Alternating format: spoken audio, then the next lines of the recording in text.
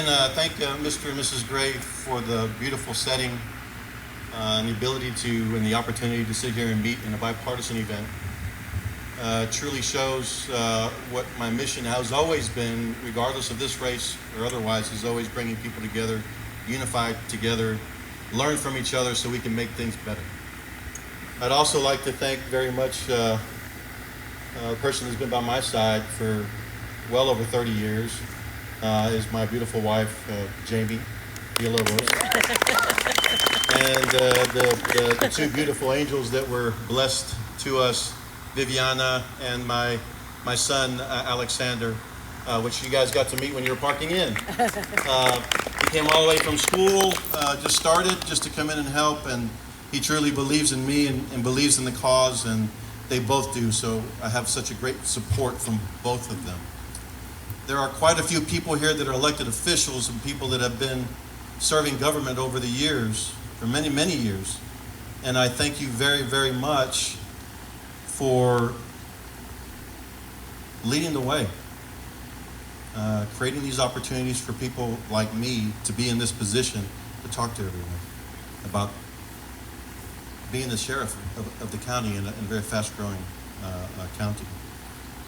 But before I go on to that, I know we have a bunch of volunteers here today too, and I don't want to forget anybody. I'm trying to remember everything. The volunteers that helped put this together, they're still serving. Melissa Simpson and her husband, Nate May, together have put such a great event together. Their son, Calder, is here as well. And I could not have done and created this beautiful setting without them, and I just really greatly appreciate all of the help. The party people that are here, the Republicans that are here, the elected officials that are here, that have, I sit back in awe a lot of times and just learn from them. You are teaching me and others on a regular basis when it comes to leadership, when it comes to serving the people of your community. Everybody has a strength. Everybody has a perspective of understanding that I think can lend itself well for someone that's trying to unite a county and be its next sheriff in the middle of all of this growth. So thank you very much again. So I break things down so that I can remember them. And pie is something I've always used, not just because I was there when we took the vote to make Kyle the Texas capital, the pie Texas capital, but it really invokes memories for me. Public safety, infrastructure, and economic development. This position is going to require someone that understands how to incorporate that and really advocate for their organization in an appropriate way. My career in law enforcement, I started off to patrol and worked myself all the way up, created 2 new positions that agency never had, working for the state as an investigator and as a supervisor over investigations, as a lieutenant, and then also as the chief of staff of that organization too. I was able to travel the U.S. abroad to do all types of work because in a system at the state, you get to do a lot of things that people don't realize. The jurisdiction is pretty broad. And so I have been and worked with multiple organizations all over the U.S. for the sole intent to serve people and to ensure just desserts, justice, to ensure public safety, for people to be able to go to sleep at night and understand that their interests have been listened to, heard, and they're responded to appropriately. I believe in that because I believe in the cause of being a public servant, someone that has to their heart a servant leader, not only from a cultural standpoint, from a religious standpoint, but also just overall good practice. So when we talk about public safety, look at the growth of what we're dealing with right now. We have a $450 million bond that's being presented to us. In all the years as a elected official representing the city of Kyle or the chief of staff, I have yet to see appropriate advocacy to the commissioners or the legislative body to ensure that we're advocating for the organization in an appropriate way, meaning the dollars that it takes for the road expansion. What does that mean to us when we're talking about patrol and resources that we need to respond to those areas? Not just for not just for law enforcement, but also for fire and emergency management. We need to change our idea from a relational type of perspective where, we got things because I know so-and-so commissioner and I know so-and-so city council person, and I got it because we're friends and we had a vote and it all happened. That no longer is going to work in this environment. You have to have someone in place that has the background and the ability to understand those issues and advocate appropriately, because it's not a red or blue issue, it's a green issue. And you have to advocate appropriately to get everybody to understand that. So, a little bit more about my background. I have a bachelor's of criminal justice from Southwest Texas State University. I have a master's in public administration. I am a senior fellow at the University of Michigan, Ann Arbor, from the National Center for Institutional Diversity. And I stay active in all those aspects to kind of understand what government is doing and how we can better be advocates for the organizations that we represent. We are going to need growth in this organization, not only from a modernization standpoint when we talk about the resources that we need, but also from a resource that has not changed. We need people. We need qualified, certified people in this organization, and it's going to grow because we need growth. I see the requests that come in on the budgets to our county on a regular basis. I read them, I see them, I do an assessment from my perspective on, does this make sense? And I give my 2 cents when people want to listen, which, typically, the county judge, he listens, and we advocate appropriately, and some of the commissioners listen on how we can better advocate for the resources that law enforcement agencies that need, who are servicing our county. But we also have to understand from that perspective that we're here not only to serve the areas outside of the municipalities, right, the unincorporated areas. We're also here for a support to the municipalities for the gaps that they have in their services. When you are transitioning from a rural organization to an urban organization, you have to understand that transition. And you have to understand where those gaps are, and you have to create the programming that supports them appropriately. So you have to have someone that understands it, that's engaged with that, that understands how to navigate that in a very specific, strategic way. So over the next, we're talking about strategic planning. Strategic planning is critical for this organization right off the bat. There will be assessment after assessment. Assessment after assessment from programming, which means the programs that they currently are instituting now. What I mean by programming is whether it's patrol, whether it's our school resource officers, whether it's investigations, whether it's our ROPES program, whether it's our jail program. We have to assess those areas to have a great and critical understanding so that we can improve in those areas sensitive to the needs of this county. And once those assessments are done, that's a point where someone, as a strong advocate, a strong administrator with the background to be able to do that, is translate that into cost benefit so that I can have those discussions with the legislators,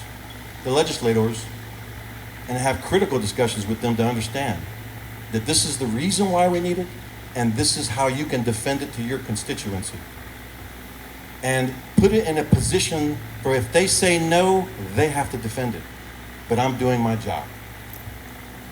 That means robust programming that addresses not only social issues, but real critical issues when it comes to resources and real-time patrol or operations from whether it's operations of patrol, whether it's community policing, whether it's investigations or any other specialty program. Are setting up the appropriate resources they need for specialty groups or specialized groups within our organization too. Is it how are we maximizing our resources to the greatest benefit to the community? Infrastructure. I have to be there. I yet to see the commitment to me and understanding where the morsels of advocacy that can help our organization are. You're thinking about this growth. City of Kyle's got a ton of growth coming on. how does that affect us and how we serve? And being there to understand that. I understand it because I've been in that position to understand it. I've done the work to create a global perspective and understand how being there and understanding that really helps me be a good advocate for the resources and the dollars and the programming that we need for an organization to better serve this community. The infrastructure that's going across Buda, San Marcos, Dripping Springs, the new structures that are coming in Wood Creek and Wimberley. We have to have those types of understandings so we can advocate for the dollars that are necessary. If you're going to consider growth, well, you can need to consider public safety. And this is the reason why. It's not that they won't do it, is that you have to have an advocate there to understand it and present it in a way that makes sense. And that's what we talk about when we say common sense growth, or growth that makes sense or is insensitive to the needs of the county. You have to be there to advocate for that. And I can tell you, I've been to a lot of those meetings. I've very seldom see someone within the current organization at those meetings advocating and presenting a clear understanding of what's necessary, right? So when we talk about economic development, one of the critical things on all Chamber of Commerce assessments is people like to come back to places where they feel safe, right? What does that mean? And there's different definitions of safe. Well, be visible. Have an engaging organization that serves you out there shaking hands and greeting people, having a good discussion with them, listening to what their needs are, and addressing those needs. People come back to that. We are in the hill country. We are probably one of the best places to be when it comes to overall economic development right now in this innovative corridor, right? Within 3 large institutions, actually 4 large institutions, that really push a lot of what has developed within this area. You know, we moved here in 2004. There was a population of 5,000. It's 2024, and the census marker on the signs out there are wrong. We're probably far closer to 70,000 in the city of Kyle. And if you're looking at that census, you're still probably 30% behind. Because what we use for projected growth is the permits to residents, not commercial buildings. So we're still 30% behind that. So you tell me, Kyle has overgrown San Marcos. What does that mean to me as an advocate for the deputies in the organization that I have? Well, do we have enough space for the resources that I'm going to need to be able to present a good, qualified service to the community? What types of programming do I have to build to ensure that we're maximizing our resources for the jail? Not everybody should be in that jail. Some people need resources that bring them back to whole and not sitting in that jail. My assessment shows you, in many different aspects, we are 350% more on average than the state average for corrections costs. The county, for somebody to be there on a daily basis, 24/7, 365, is $167 a day per inmate. That's tremendous. How do we mitigate those costs? It's all by programming. The pretrial services programs, the defender programs, the assessments that I wrote the scope on for mental health services. I understand from that perspective, and being in front of all of those, how we chip in and what it means to us from a law enforcement standpoint, how we can engage those areas and better maximize our resources so we can keep people out of there and get them back to the point where they can be whole again. That's not for everybody. There are people that belong in there, and we need to be strong against that. And regardless, what people think, there's people that really do violate and belong in that in the correctional facility, but there are many under the current system that should not and could be better served, the community better served by providing and directing them to the appropriate resources to get them back to whole, to be a gainful, employed individual that is supporting their families, paying taxes, and taking on those resources appropriately, right? Assisting and having discussions with the judicial process and helping and understanding where we can assist in their heartaches. I mean, they have, you know, it's the judges have a docket that's been going on for a very long time. It almost seems, I mean, in that, you're always going to have a docket, but they're behind, you know, pretty considerably. I know we're catching back up because of the programming that's been, you know, installed, and we're doing some great things right now. But I think the Sheriff's Department and its corrections side can help on that front by having good data-driven conversations with our judicial team on a regular basis so we can understand how we can help them. Whether it's service to the judges in the courts, whether it's security for the buildings, where they're providing the services and keeping us safe, where people are getting their justice served, or whether the people that are there are receiving, you know, we're protecting them and they're receiving what they feel like is their best position. And we have to be there and be visible and protect that process. We have to. And if you've seen that, it's been a trying issue as of recent because of staffing, right? And I believe that staffing is indicative of current leadership. I think it's indicative of advocacy that has not done the appropriate type of data-driven requests so that we can advocate for our staff, for our deputies, for our corrections officers in the appropriate way, give them and put them at their highest probability of success. So as I say this again, as an administrator, if I am to be the strongest advocate for you to commit to getting everything that you need to do your job, it may not be everything you want, but it's everything you need. And if you still cannot be successful, then what's the problem? We need to assess and understand that, and we need to make changes where it's necessary.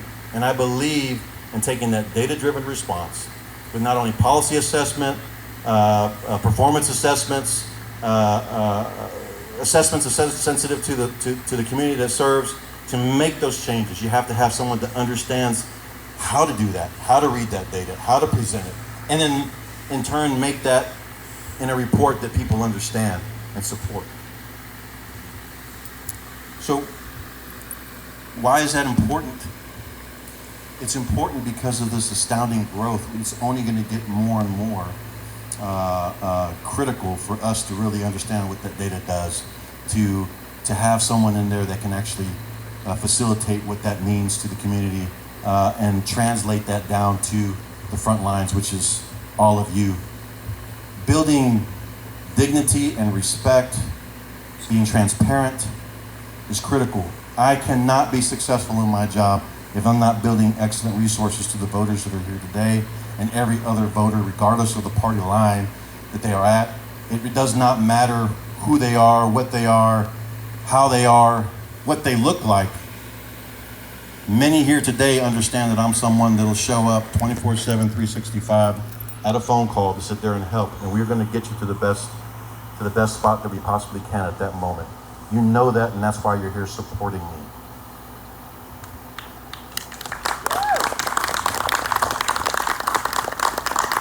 I would be remiss if I didn't say a few more things that I think that are pretty important. I had to write these down.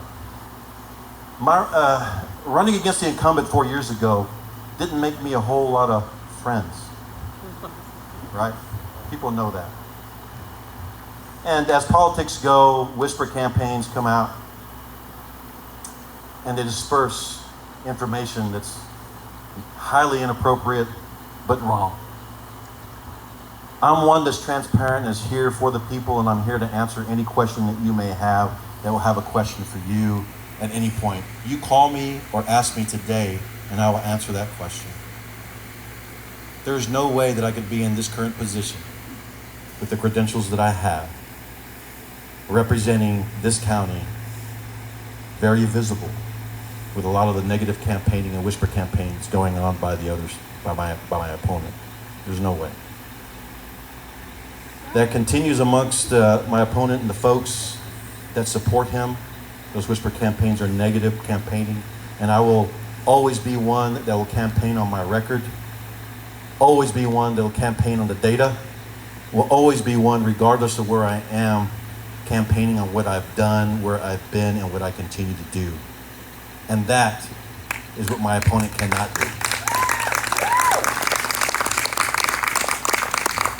We cannot allow someone who takes an oath to be honest and honorable, who is willing to spread this information only to win at something and not really do it to serve people.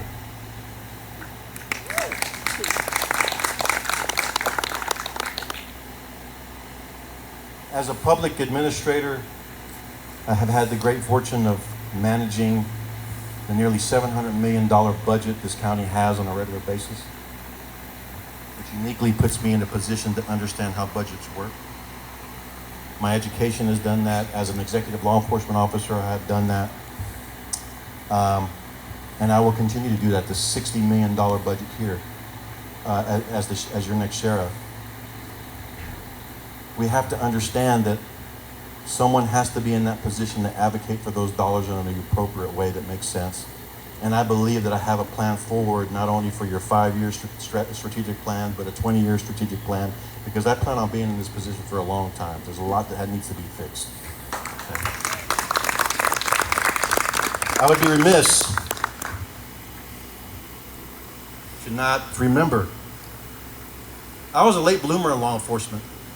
I got into law enforcement when I was in my mid-30s and was able to accomplish the things that I did out of sweat, tears, sacrifice from my family, and just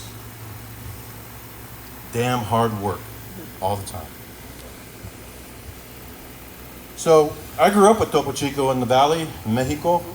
Used to drink them with the family all the time. And I took it for granted. There's a lot of culture and history behind this drink. But what has impressed me the most, and what you take from mentorship from others that have been there and they're doing it and continue to do their job. Ken Copeland introduced me into law enforcement. This was his drink. This was his way of community policing. Sit down with anybody and drink a Topo Chico. I remember the first conversation at Alex, shortly after he introduced me. I remember walking up to a training, one of my first trainings ever, and I didn't know anybody that was there. And we were doing this physical training. He said, "Come on, I'll work with you." He was in great shape, always had a good attitude. And I remember afterwards, let's go have a Topo. Let me talk to you. Let me get to know you, which always impressed upon me to be that type of law enforcement officer. He met with people, and everybody always remembered him because he always carried them in his unit and always shared them with people in the street all the time. Spoke with them, talked with them, broke bread with them, got to understand them. And I'll never forget that. But that's the reason why when you have one of these, it's a great support. I can feel that strength. And I feel comfortable, and I know I'm doing the right thing. Right? So, it's an honorable position to be in. I honor those who have gone before me, because without them, I may not be here. I honor those who have broken and created the pathway to be someone like me, being in leadership, being an elected official. I'll never forget. And I remember all the mentorship of the people that are here. We have all sat down at one point or another and really discussed what we've done and how we're doing things. So thank you very much for your time. Thank you very, very much for your support, and understand that I'm a sheriff for the people, regardless of who you are, what you look like, or what party affiliation you may have. Thank you very much.